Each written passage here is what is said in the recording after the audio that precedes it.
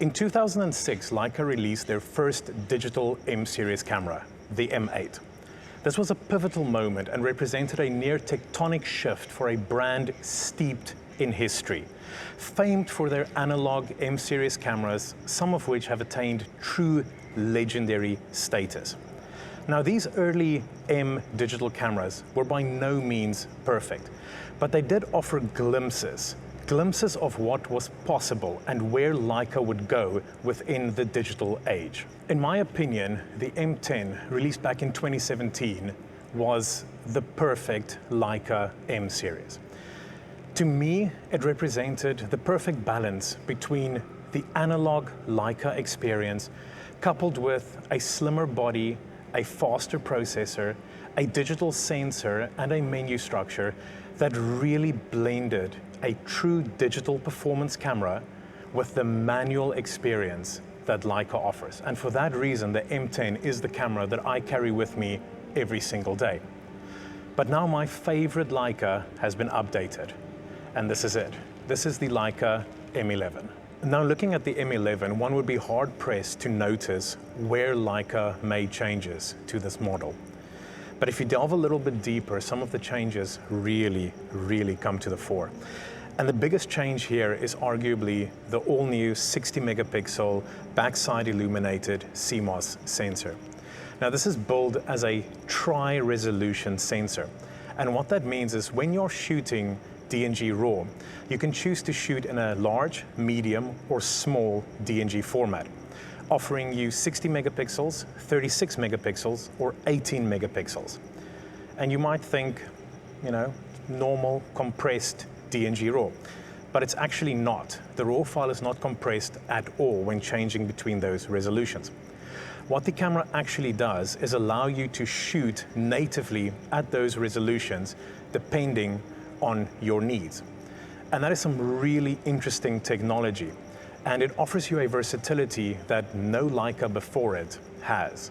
And it's a truly excellent method of shooting. What this actually means is that when you are shooting in the medium or small DNG formats, the camera gains an extra stop of dynamic range, going from 14 to 15 stops, and you get significantly increased low light performance compared to shooting at the full 60 megapixel large DNG file. The other change, and one that might upset traditional M series users, is the changes made to the bottom plate. Gone is the removable bottom plate like in all M series cameras stretching back more than 60 years. And it has now been replaced by a plate that's very reminiscent of that found within the SL series of cameras. So to remove your battery from the bottom, you simply flick the little switch, half press, and the battery comes out entirely. And this also gives you access to your memory card slot. Very different from how M series cameras worked in the past. At the same time, on the bottom here is something that I find myself really enjoying, and that is the addition of a USB-C port. Now, this USB-C port allows you to charge the camera, and as somebody who has many other devices utilizing USB-C, the versatility to be able to charge this camera anywhere and from multiple of my other charging devices is really handy to have. And as a camera that's built as something that you could have with you day in and day out, that I think is an absolute winner.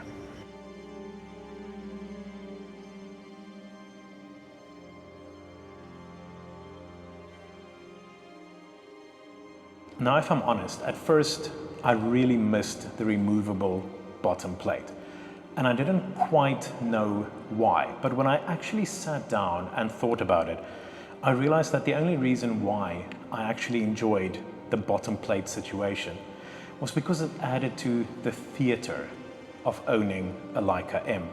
The act of removing that bottom plate really harked back to the history and that analog feel that Leica tries so hard to cultivate within the digital M series. Was it a practical addition to these cameras? No, not at all. It served no purpose. And once you start using it, the system really is far superior. Now, sticking with visual changes, and this is a change specific to the black version of the M11. The top plate on the M11 is aluminium. Now, traditionally with M series cameras, the top plate has always been brass, and that had a very, very specific quality to it. As you use the camera over the years and the edges get rubbed by hands and repeated use, the brass would actually start to show through as the finish wears off. And on the black M11, we simply don't know how that is going to happen going forward. I'm sure that as people start to use these cameras more and more and we start to see the finish wear off, we might see that the aluminium underneath wears just as well as that brass did. But right now, we simply don't know. So if you do want that brass look as your camera ages, it is better to go for the silver M11, because on that unit, the top plate is actually still brass. Now, the benefit of the aluminium is that this camera is 20% lighter than the M10.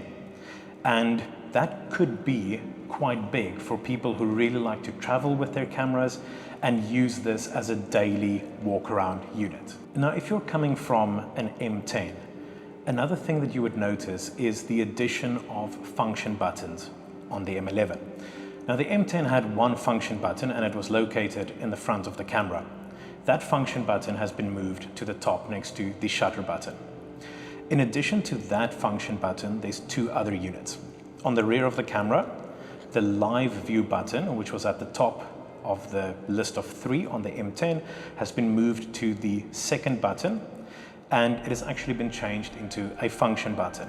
Now, the default for that second button is to switch to live view, but of course that can be customized as you see fit. The third custom button is on the rotary dial at the back, and that is now a clickable button. All of these buttons function very much like the function buttons on the SL series cameras, where you hold them in and after about a second, a contextual menu pops up on the screen and you can then assign absolutely any function you want to any of these buttons. And again, this just serves to increase the native functionality of the camera and make it a more usable proposition. The last big change with the M11 that I want to touch on is again related to the sensor, but specifically the shutter in front of the sensor. For the first time in an M series camera, when you switch the camera on, the shutter actually moves out of the way and exposes the sensor continuously. On all previous M series cameras, the shutter would stay closed and the sensor would sit behind that shutter until you release and the shutter rolls out of the way. Now, the benefit in that is that with the sensor open, the camera is constantly reading data from that sensor, specifically using that data for light meter and white balance adjustment. And I cannot emphasize what a massive change this is. Previously, I've often joked with friends that I only shoot in black and white on my Leicas because the auto white balance is completely unusable. And for the first time, it is not. It is completely usable on the M11. The light meter is phenomenally accurate. The auto white balance works as it's supposed to, and taking custom white balance readings has become significantly easier. Again, just a step in the right direction, creating a more usable everyday system. Now, when all is said and done, trying to review the M11 it's almost a pointless exercise, because at the end of the day, like every other Leica M series camera, what do you really compare it to? I can't compare it to any contemporary mirrorless cameras because it's simply not the same type of thing. It's not designed to do the same thing. Yes, it's designed to take pictures, but it's designed to appeal on a more primal level. It's designed to offer you an experience of taking a picture, an experience of capturing something that you see in a very, very analog way, while still being a digital camera. And it's something that only Leica knows how to do. And I can stand here and tell you about the new menu features and all the new extras that have been added. But when all is said and done, none of that really matters. It really doesn't impact how you use this camera. You still look through a very traditional rangefinder with this. You still grab hold of a manual focus ring and bring your image into focus. You still turn a manual aperture ring to control your depth of focus. Everything on this camera is exactly what it's supposed to be. It does one thing, and it does it better than any other camera system out there. And I've said this before on videos about Leicas. It slows you down and it puts you in the moment like no other camera system can. And that is unique. Other companies have tried, but nobody has succeeded quite in the same way as Leica have. And for that reason, giving you a review on this camera is impossible. It's exactly as good as the M10 was. It's exactly as good as the M9 and the M8 and all the other models in between, because it does the same thing and it does it better than anybody else out there. And for that reason, I implore you, if you have the means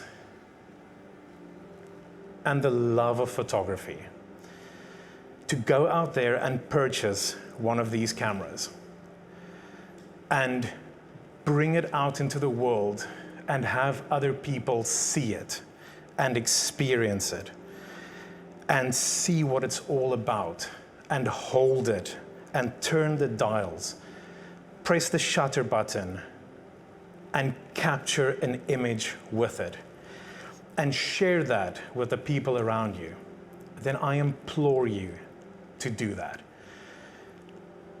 Because it truly is something that you're going to do for yourself, but it'll enrich your life in a way that, I cannot even describe it to you. Because that's what these cameras do for me. And that's why I love them. And that's why when Leica came out with the M11 and gave my favorite camera an upgrade and just pushed it a little bit further than what it was capable of, yeah, they did a hell of a good job.